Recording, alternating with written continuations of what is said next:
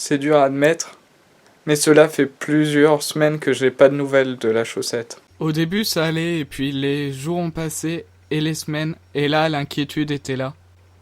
Je suis resté devant le PC à attendre la moindre nouvelle de la chaussette, mais en vain. Alors j'ai passé des coups de fil.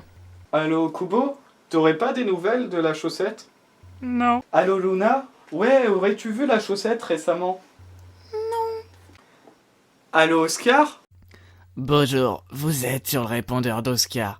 Je suis pas là pour le moment, mais veuillez laisser un message et avec vos mensurations et je vous rappellerai dès que je peux. Ouais, de toute façon on peut compter sur personne.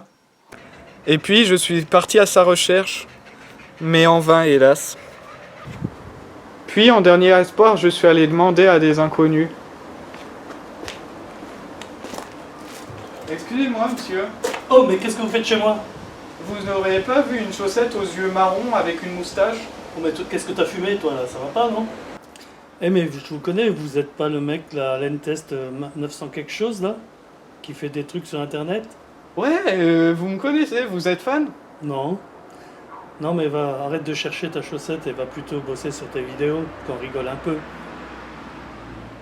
T'as raison. Elle nous donnera d'elle-même de ses nouvelles.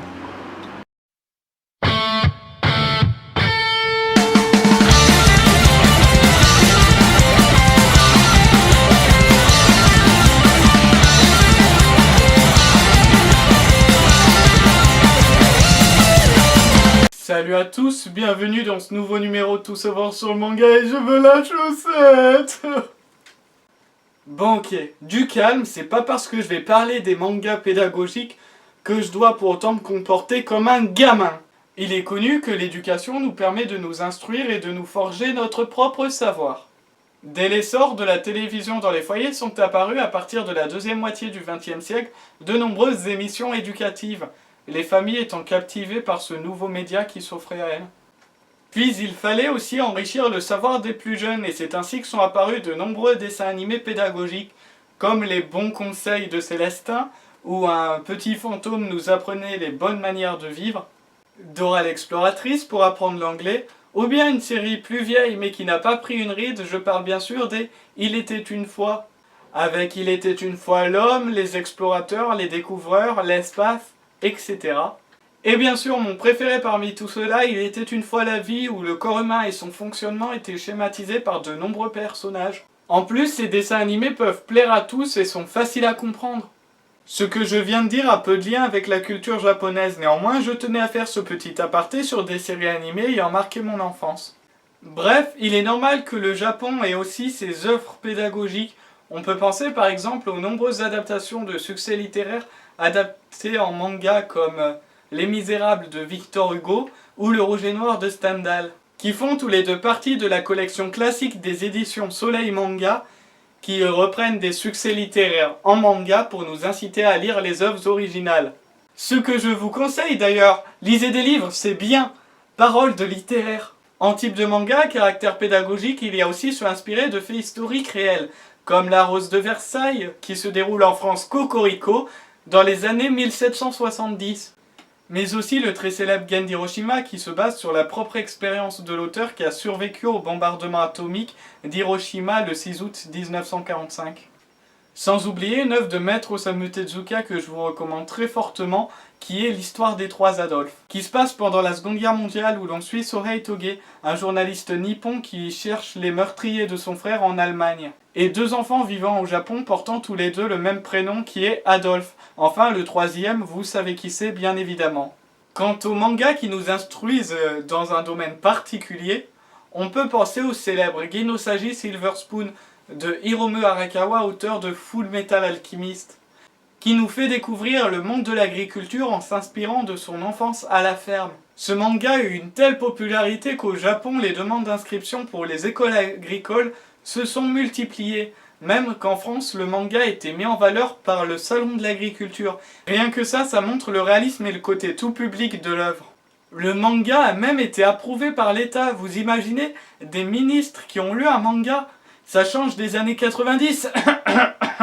On peut aussi citer Moyashimon qui nous parle des bactéries présentes dans l'environnement. Elles y sont chacune schématisées et l'histoire est facile à comprendre. Dans un contexte plus japonais, il y a aussi Ketsue Kigata Kun, où l'on y suit A, B, AB et O, qui sont, comme vous l'aurez compris, des illustrations des groupes sanguins. Vous savez que selon les croyances japonaises, cela caractérise une personne au point que le groupe sanguin est demandé sur les CV, ou curriculum vitae. C'est un critère d'embauche. L'anime, tout comme le manga, est court et illustre dans de nombreuses situations les rapports que peuvent avoir plusieurs individus en fonction de leur groupe sanguin. Le dernier anime pédagogique que j'ai suivi est Anime de Wakaru Shinryo Naika, qui nous parle de ce qu'est la psychosomatique psychanalytique. Vous inquiétez pas, moi aussi je savais pas ce que c'était avant d'avoir vu l'anime. Dans cet anime, on y suit Ryo, un psychologue. Avec l'aide de ses infirmières dont la joyeuse Asuna, il va nous expliquer différents aspects que peuvent prendre les maladies mentales. Car oui, c'est bien ça la psychosomatique psychanalytique. Le tout sera présenté sur un ton léger et humoristique avec un humour souvent absurde portant souvent en dessous de la ceinture, mais les situations sont très drôles. Il s'agit d'une série de 20 ONA ayant chacun une durée de 5 minutes adaptée d'un manga toujours en cours de parution au Japon. On y comprend ainsi des situations comme la dépression, le trouble du comportement, le lolicon, le syndrome d'Asperger, etc.